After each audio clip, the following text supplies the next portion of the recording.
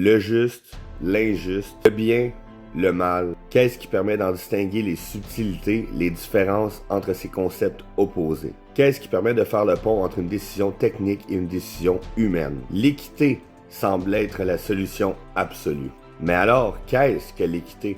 Tel que le mentionne Paul Ricoeur, l'équitable est la figure qui revêt l'idée du juste dans les situations d'incertitude et de conflit ou, pour tout dire, sous le régime ordinaire ou extraordinaire du tragique de l'action. Autrement dit, l'équité n'est pas le juste à proprement parler, mais plutôt ce qui permet de garder la dignité humaine dans le conflit, dans une situation où la raison ou la logique ne peut être la seule source. L'équité, c'est la préservation de l'humain dans son droit d'être et de vivre. Les lois sont régies, certes, afin d'être suivies. Cependant, elles ne peuvent prévoir chaque situation problématique de la vie. L'équité entre alors en compte.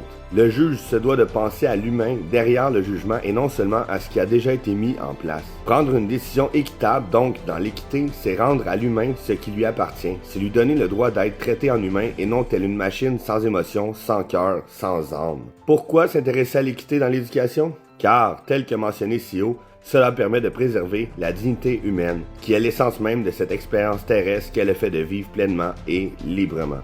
S'y pencher, s'y intéresser, revient à mettre l'emphase sur notre humanité au-delà de tout autre concept ancré dans le temps. L'humain au centre de la décision, du jugement, de la société.